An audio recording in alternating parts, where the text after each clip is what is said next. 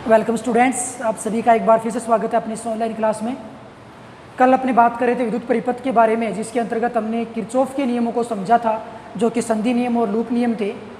आगे इसी कड़ी में आज अपनी बात करने वाले हैं व्हाइटस्टोन सेतु की, कि ये व्हाइटस्टोन सेतु क्या होता है। एक्चुअल में व्हाइटस्टोन सेतु एक विद्युत परिपथ होता है, एक कंप्लीट विद्युत परिपथ होता है, जिसमें 4 प्रतिरोध लगे होते हैं, एक विभवमापी लगा होता है और एक निश्चित विभव बल का कोई विद्युत सेल लगा होता है। तो 4 प्रतिरोध व विभवमापी के संयोजन से बनने वाली जो भी व्यवस्था होती है वो व्हाइटस्टोन सेतु होती है। और इसका मुख्य कार्य होता है अज्ञात प्रतिरोध को ज्ञात करना। जैसे अपने पास ये कोई एक समझ लो वायर है, इस वायर का प्रतिरोध कितना है वो हमें नहीं पता, तो इस वायर का प्रतिरोध अपने व्हाइटस्टोन सेतु की सहायता से ज्ञात कर सकते हैं। तो इसमें 4 प्रतिरोध की ज़रूरत पड़ेगी। 4 में से एक प्रतिरोध तो ये हो जाएगा जिसका प्रतिरोध हमें ज्ञात करना है, एक प्रतिरोधक तो ये हो गया। अन्य जो भी 3 प्रतिरोधक या प्रतिरोध लगे होते हैं वो ज्ञात प्रतिरोध होते हैं, अर्थात उनका मान हमें पहले से पता होता है। और ज्ञात प्रतिरोध के लिए आप किसका यूज करते हो, आपने लैब में देखा होगा रेजिस्टेंस बॉक्स, प्रतिरोध बॉक्स, जो कि ज्ञात प्रतिरोध के लिए काम में लिए जाते हैं। तो 3 तो व्हाइटस्टोन सेतु की व्यवस्था में ज्ञात प्रतिरोध होंगे और एक अज्ञात प्रतिरोध होगा, और उस अज्ञात प्रतिरोध का मान इस व्हाइटस्टोन सेतु की सहायता से अपने ज्ञात कर सकते हैं। तो इसकी संरचना की यदि अपने बात करें कि इसकी संरचना कैसी होगी, सो इसमें कुछ ऐसा सिस्टम होता है। एक प्रतिरोध ये हो गया,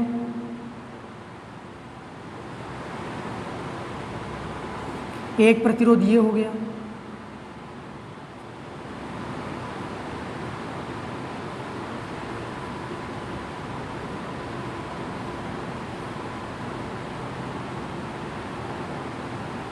ऐसा कुछ सिस्टम हो गया।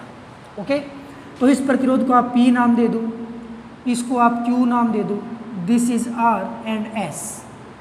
अब यहाँ पे एक टर्मिनल तो ये होगा, एक टर्मिनल ये होगा, इन दोनों टर्मिनल पर एक बाह्य वोल्टता स्रोत यानी कि कोई बैटरी या सेल संयोजित होता है।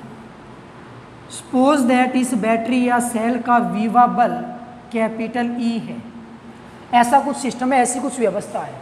तो यहाँ पे इस पॉइंट को आप नाम दे दोगे कैपिटल A, ये बन जाएगा B, ये बन जाएगा C, और इस पॉइंट को आप नाम दे दोगे D। तो यहाँ पे इसकी व्यवस्था बनती किस प्रकार से है कि P और R जो प्रतिरोध होते हैं वो एक दूसरे के श्रेणी क्रम में होते हैं। इसी प्रकार Q और S जो प्रतिरोध होते हैं वो भी एक दूसरे के श्रेणी क्रम में होते हैं, और इन दोनों श्रेणी क्रमों के प्रतिरोध को आपस में समांतर क्रम में जोड़ दिया। ये 2 श्रेणी क्रम, ये 2 श्रेणी क्रम, और इन दोनों श्रेणी क्रमों को किस प्रकार जोड़ दिया, समांतर क्रम में। और यहाँ B और C, इसको बीच में जोड़ेंगे गैल्वेनोमीटर, तो ये हो जाएगा B और C पॉइंट के बीच में यहाँ पे गैल्वेनोमीटर लगा होता है। अब गैल्वेनोमीटर यानी कि धारा मापी, गैल्वेनोमीटर और एमीटर दोनों में क्या अंतर होता है। एमीटर केवल धारा के मान को मापता है, जबकि गैल्वेनोमीटर धारा के मान को भी मापता है और धारा की डायरेक्शन को भी मेजर करता है। तो धारा की दिशा और उसके परिमाण को मापने के लिए गैल्वेनोमीटर काम में आता है, जबकि एमीटर केवल धारा के परिमाण को ही माप पाता है। अब एक्चुअल में होगा क्या, ये तो सिंपल इसकी व्यवस्था बन चुकी है। जैसे ही अपने यहाँ से इस परिपथ में कुंजी लगाएंगे, यानी कि स्विच ऑन कर देंगे, स्विच ऑन करते ही विद्युत परिपथ में करंट फ्लो होगा इस प्रकार से। और यूँ समझ लो कि इस परिपथ के अंदर कंप्लीट धारा है वो कैपिटल I प्रवाहित हो रही है। तो जैसे ये कैपिटल I धारा पॉइंट A पे पहुंचेगी तो यहाँ से धारा 2 भाग में डिवाइड हो जाएगी। धारा का कुछ भाग P प्रतिरोध से गुजरेगा, कुछ भाग Q प्रतिरोध से गुजरेगा। अब किस शाखा में धारा ज़्यादा जाएगी, किस में कम जाएगी, वो डिपेंड करता है कि प्रतिरोध का मान कितना है। जिस शाखा में प्रतिरोध का मान कम होगा वहाँ पे धारा ज़्यादा जाने वाली है, और जिसमें प्रतिरोध का मान ज़्यादा होगा वहाँ पे धारा का मान कम होने वाला है। क्यों? क्योंकि प्रतिरोध ज़्यादा होने का मतलब होता है धारा के मार्ग में बाधा ज़्यादा हो जाना, जिसके कारण धारा के मार्ग में रुकावट ज़्यादा होगी तो धारा वहाँ पे कम हो जाएगी। तो शॉर्ट एंड स्वीट, जिस प्रतिरोध का मान कम होगा उस शाखा में धारा ज़्यादा जाएगी। मान लो P वाले प्रतिरोध के अंदर से धारा गुजर गई जी I1, और Q वाले प्रतिरोध के अंदर से धारा गुजर गई I2। जब ये I1 धारा वापस B पॉइंट पे पहुंचेगी तो यहाँ से वापस धारा दो भाग में डिवाइड होनी है, कुछ भाग R की ओर निकलेगा, कुछ भाग G की ओर निकलेगा, यानी कि I के लिए दो मार्ग बन चुके हैं। इसी प्रकार I2 धारा जब C से गुजर C पॉइंट पे पहुँचेगी तो C से भी धारा का दो भाग में डिवाइडेशन होना है, I2 का डिवाइडेशन दो भाग में होगा, कुछ भाग तो S की ओर निकलेगा, कुछ भाग G की ओर निकलेगा। तो यहाँ G की शाखा के अंदर जो करंट आ रहा है वो ऊपर से B से भी आना चाहता है, क्योंकि ये दो I1 दो भाग में डिवाइड हो रहा है। C से ऊपर की ओर भी जाना चाहता है, क्योंकि I2 यहाँ से दो भाग में डिवाइड होगा, तो धारा ऊपर से भी इस प्रकार आना चाहती है और इस प्रकार C इस भाग से भी बाहर ऊपर की ओर धारा जाना चाहती है। तो एक ही शाखा में दो डायरेक्शन की संभावना उत्पन्न हो जाती है, लेकिन पर्टिकुलर एक निश्चित तार में धारा केवल एक ही दिशा में फ्लो करती है। तो इस बीच वाली शाखा में करंट किस डायरेक्शन में फ्लो करेगा? धारा हमेशा उच्च विभव से निम्न विभव की ओर जाती है, तो B और C पॉइंट के ऊपर निश्चित विभव होंगे। तो B का विभव आप VB समझ लो, C का विभव आप VC समझ लो। जिस विभव का मान ज़्यादा होगा धारा वहीं से शुरू होगी। जैसे आपने ये बोल दिया कि VB is greater than VC है, तो VB का मान ज़्यादा होगा तो धारा उच्च विभव से निम्न विभव की ओर आएगी, यानी कि करंट है वो B से C की ओर आएगा। इसी प्रकार से यदि हमने ऐसा बोल दिया कि VC is greater than VB है, उस केस में C पॉइंट पे विभव का मान ज़्यादा हो चुका है, अतः करंट है वो C से B की ओर प्रस्थान करेगा।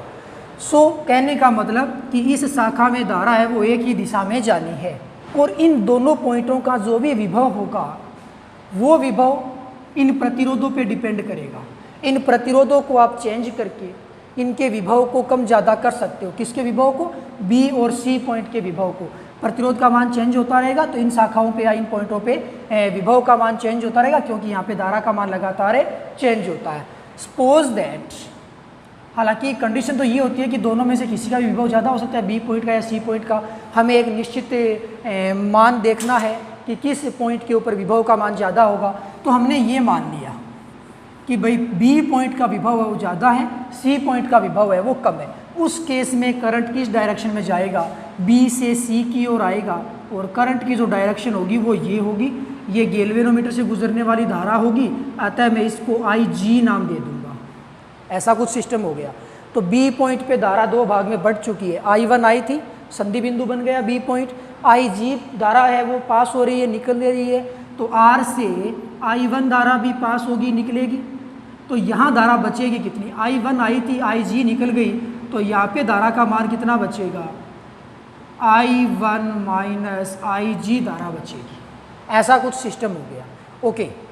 और ये धारा D पॉइंट तक लगातार पहुँचती जाएगी। अब C पॉइंट पे क्या होगा?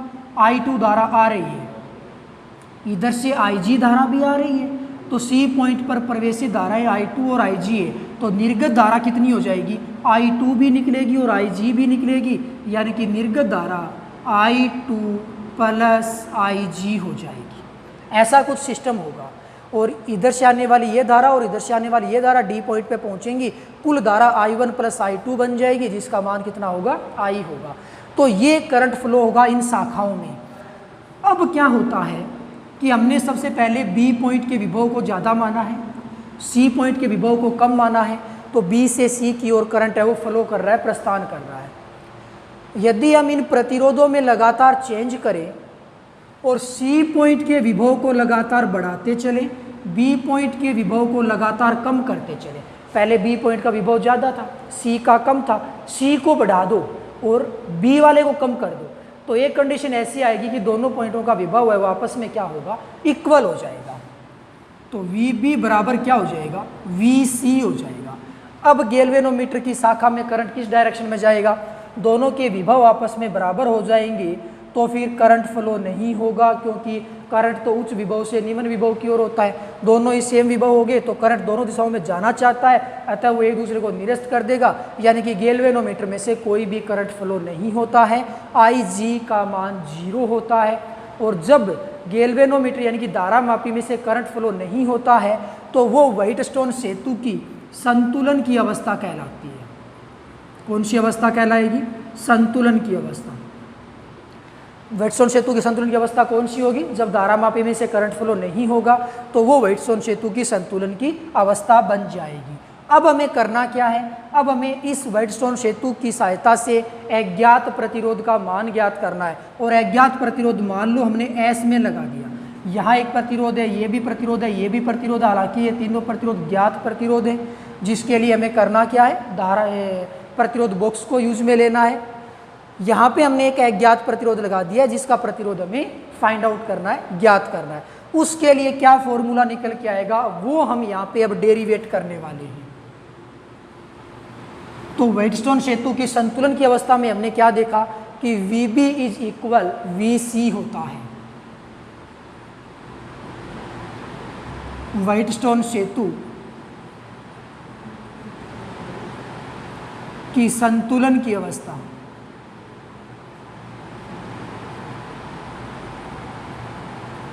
क्या बन जाएगी? VB is equal VC। इतना मान हो गया। ओके, ये समीकरण नंबर आपके पास 1 आ गई। अब आप बारी बारी से क्या करोगे? इस समीकरण नंबर 1 में से सबसे पहले ए पॉइंट के विभव को घटा दोगे, यानी कि दोनों तरफ से ए पॉइंट के विभव को घटाना है। ए पॉइंट का विभव है वो VA मान लो, तो VB माइनस VA और VC माइनस VA, तो क्या बन जाएगा? इसको आप ऐसा लिख पाओगे समीकरण 1 से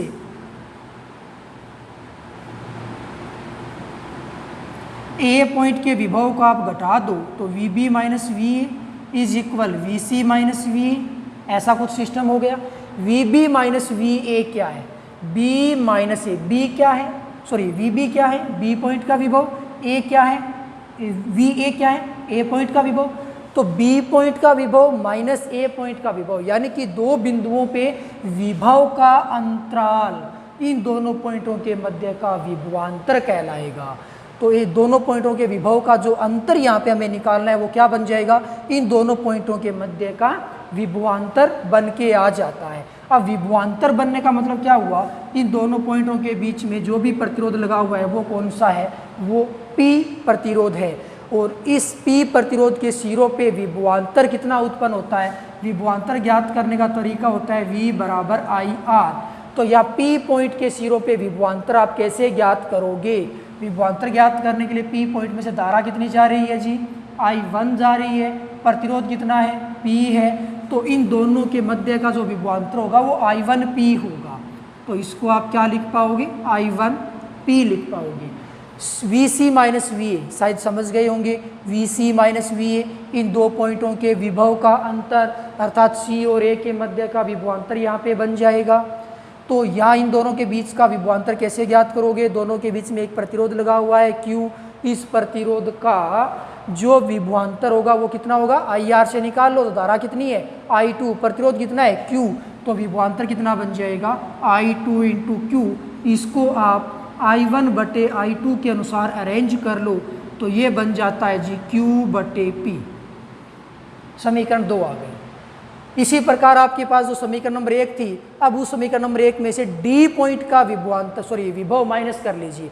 पहले आपने A पॉइंट का विभव माइनस किया, अब आप D पॉइंट का विभव है वो माइनस कर लोगे तो ये वैल्यू क्या बन जाएगी? पुनः समीकरण 1 से अब आपको D पॉइंट का विभवांतर माइनस करना है तो VB माइनस VD बराबर क्या हो जाएगा? VC minus VD। VB minus VD, दो पॉइंट हैं B और D, इन दोनों के बीच का विभवांतर, B और D के बीच का विभवांतर यानी कि प्रतिरोध R के सिरों पे उत्पन्न विभवांतर। अब R के सिरों पे विभवांतर कितना उत्पन्न होगा? धारा कितनी गुजरी? I1 माइनस IG, ये तो धारा का मान हो गया। प्रतिरोध कितना हुआ? R। तो धारा इंटू प्रतिरोध विभवांतर हो गया। I1 माइनस IG इंटू हो जाएगा R is equal C minus D करोगे, C माइनस D करोगे तो धारा इंटू प्रतिरोध विभवांतर आ जाएगा। धारा कितनी है यहाँ पे? I2 प्लस IG और इंटू कितना हो जाएगा? S हो जाएगा। लेकिन हमने बात की है संतुलन की अवस्था की, तो संतुलन की अवस्था में IG का मान यानी कि गैल्वेनोमीटर से गुजरने वाली धारा का मान 0 होता है। तो ये कितना बन जाएगा? IG को 0 कर दीजिए तो I1R इज इक्वल आ जाएगा I2S। इस समीकरण को भी आप I1 बटे I2 के रूप में अरेंज कर लो तो I1/I2 जब आप इसको बनाओगे तो आपको लिखना होगा S/R, और ये समीकरण नंबर आ गई 3 अपने पास। समीकरण 2 और 3 दोनों में ही I1/I2 हमें दिखाई दे रहा है, तो समीकरण 2 और 3 से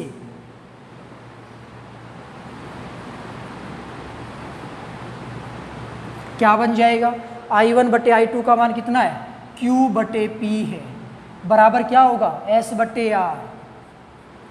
तो यहाँ से आप क्या कह सकते हो, एक बार रिवर्स करके देखना इसको, P/Q बराबर R/S। समीकरण 4, वर्षों सेतु की संतुलन की अवस्था के लिए आवश्यक प्रतिबंध हो गया P/Q बराबर R/S, P/Q बराबर R/S।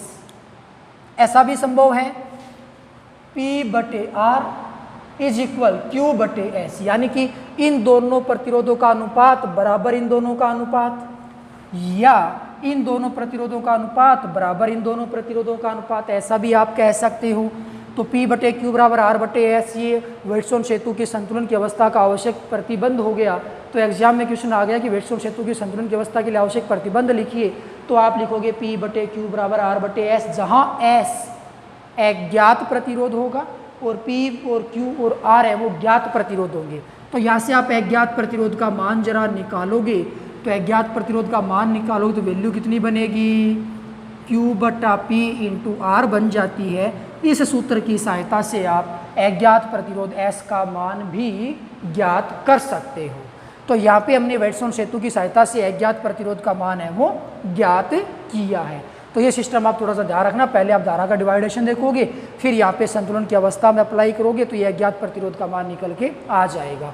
तो सिंपल सा फंडा होगा कि वेटस्टोन सेतु की संतुलन की अवस्था क्या बन जाएगी कि इन दोनों प्रतिरोधों का जो अनुपात आएगा वो इनके प्रतिरोधों के अनुपात के तुल्य होगा, या इन दोनों का अनुपात इनके अनुपात के तुल्य होगा। एग्जाम्पल के तौर पे समझते हैं कि भाई यूँ दे दिया कि P और Q इन दोनों प्रतिरोधों के मान हमें दे दिए। P का मान तो समझ लो हमें दे दिया 5 ओम और Q का मान दे दिया 10 ओम।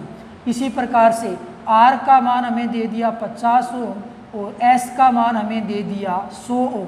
और पूछ ये लिया कि क्या वेटस्टोन सेतु संतुलन की अवस्था में है, तो P/Q कर लो, 5/10 हो गया, 50/100 करो, क्योंकि R/S करना है ना, तो 1/2 मान प्राप्त होगा, यहाँ भी 1/2 होगा, यानी कि 1/2 बराबर 1/2, यानी कि ये कंडीशन सेटिस्फाई हो गई। अर्थात इस कंडीशन में यदि इतने इतने प्रतिरोध के यहाँ पे प्रतिरोधक लगे हुए हैं तो ये वेटस्टोन सेतु है वो संतुलन की अवस्था में होगा। इसी प्रकार से आप इन दोनों का अनुपात भी देख सकते हो, P/R यानी कि 5/50 बराबर Q/S, Q कितना है? 10 है, 10/S यानी कि 100 है, तो मान आएगा 1/10, मान आएगा 1/10, 1/10 बराबर 1/10 अवश्य होता है। अर्थात ये वेटस्टोन सेतु संतुलन की अवस्था में है। तो सिंपल सी बात होगी, इन दो प्रतिरोधों का अनुपात बराबर इसका अनुपात, या इन दो प्रतिरोधों का अनुपात बराबर इन दोनों प्रतिरोधों के अनुपात के तुल्य होगा। ये वेटस्टोन सेतु की आवश्यक संतुलन की अवस्था हो जाएगी। अब अपने इस वेटस्टोन सेतु की संतुलन की अवस्था को किरचॉफ के नियम से भी सिद्ध करने वाले हैं, आवश्यक प्रतिबंधों किरचॉफ के नियम से भी ज्ञात करेंगे। अब अपने पास जो भी इसके संतुलन की अवस्था का आवश्यक प्रतिबंध था P/Q बराबर R/S, उस प्रतिबंध को अपने किरचॉफ के नियम से ज्ञात करने वाले, जिसके लिए अपने पास सेम वही स्ट्रक्चर बना हुआ है। उसके लिए आप क्या करोगे, किरचॉफ का लूप नियम यानी कि सेकंड रूल है वो हमें अप्लाई करना है, जिसके लिए हमें एक परिपथ लेना होता है और वहाँ पे किरचॉफ का नियम अप्लाई करते हैं। जिन स्टूडेंट्स ने किरचॉफ का नियम अभी तक नहीं समझा है वो मेरे लास्ट का वीडियो है वो चेक कर ले, पिछला वीडियो, कल का वीडियो, वहाँ से सबसे पहले किरचॉफ का नियम समझ के आए, उसके बाद इस क्वेश्चन को सोल्व करेगा तो बेटर होगा, अदरवाइज आपके समझ में नहीं आएगा। और उस वीडियो का लिंक मैं डिस्क्रिप्शन बॉक्स में दे दूँगा, तो वहाँ से आप उस वीडियो को एक बार चेक कर सकते हो। ओके, और जिन बच्चों ने किरचॉफ नियम को समझ लिया है उसके लिए आइए अपने आगे बात कर लेते हैं। तो उस केस में आप करोगे क्या कि आपके पास दो परिपथ होंगे, एक तो ये परिपथ होगा और एक ये परिपथ होगा। एक निश्चित डायरेक्शन में अपने चलेंगे, A-B-C वापिस A, ये एक परिपथ ले लो, ले लिया एक परिपथ। हमें करना क्या है, हमें A से B पे जाना है, परिपथ ले लेते हैं यहाँ पे, A से जाना है B पे, B से जाना है C पे, C से वापिस A में किरचॉफ का लूप नियम अप्लाई करोगे तो लूप नियम क्या होता है, प्रतिरोधकों के सिरों पे वोल्टताओं का योग उसी परिपथ में बैटरी या सेल के सिरों पे वोल्टताओं के योग के बराबर होगा। तो ऐसे चलते हैं, तुम धारा की दिशा में जा रहे हैं तो एक प्रतिरोधक मिला, इसके सिरों पे वोल्टता यानी कि विभवांतर कितना उत्पन्न होगा, विभवांतर होता है धारा इंटू प्रतिरोध, धारा है I1, प्रतिरोध है P, तो ये बन जाएगा इसका I1P। आगे चलते हैं, आगे अभी भी हम धारा की दिशा में ही है, गैल्वेनोमीटर मिला, इसका प्रतिरोध कैपिटल G मान लो, तो इसके सिरों पे विभवांतर कितना होगा, धारा इंटू प्रतिरोध, धारा IG है, प्रतिरोध कितना है कैपिटल G है, धारा की दिशा में है तो आएगा प्लस, तो ये बन जाएगा IG इंटू कैपिटल G। आगे थोड़ा और चलते हैं, इस शाखा में चले गए, धारा की ऑपोजिट डायरेक्शन में आ गए, यानी कि निशान होगा माइनस का, इसकी वोल्टता कितनी, धारा इंटू प्रतिरोध I2 into Q, I2 into Q बराबर, कोई भी सेल नहीं लगा हुआ है तो सेल का विभवांतर 0 हो गया, यानी कि वोल्टता 0 हो गई। तो प्रतिरोधकों की वोल्टता बराबर सेलों की वोल्टता। लेकिन अपने बात कर रहे हैं संतुलन की अवस्था की, परंतु संतुलन की अवस्था में